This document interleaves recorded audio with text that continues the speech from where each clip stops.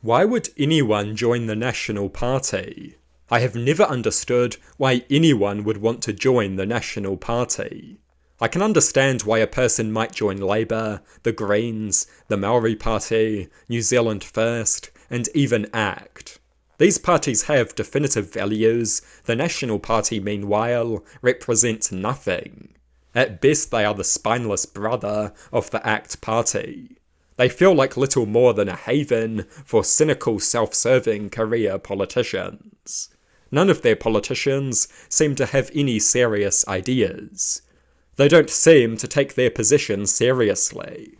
They could do anything, but they insist on vomiting up stupid policy.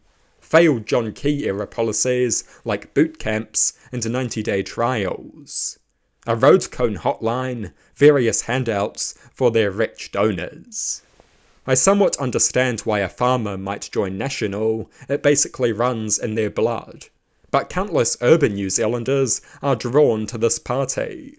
I will never understand why.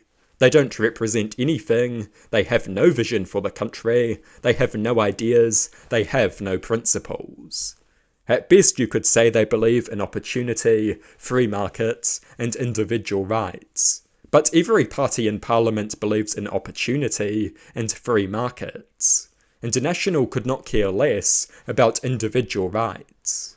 The gang patch ban, the criminalisation of drugs, their infamous authoritarian crackdown on striking workers in 1951, their historic opposition to decriminalising homosexuality. So what do they value? Nothing, other than serving the donor class. Tax cuts for the rich, deregulation, privatisation, asset sales, undermining workers' rights.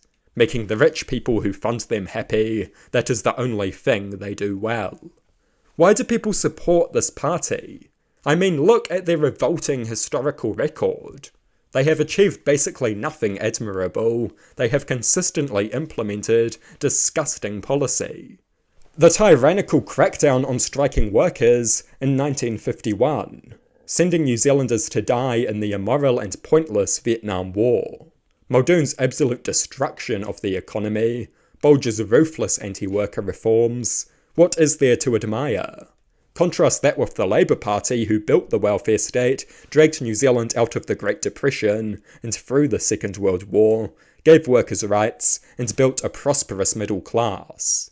The death penalty, gay rights, abortion rights, drug law reform, Labour dragged New Zealand into the future, while National stubbornly resisted, only to later admit that Labour was right. Amoral career politicians naturally gravitate towards National because National has more funding and spends more time in government. And look at the people National attracts. War profiteer Mark Mitchell, ex-tobacco lobbyist Chris Bishop.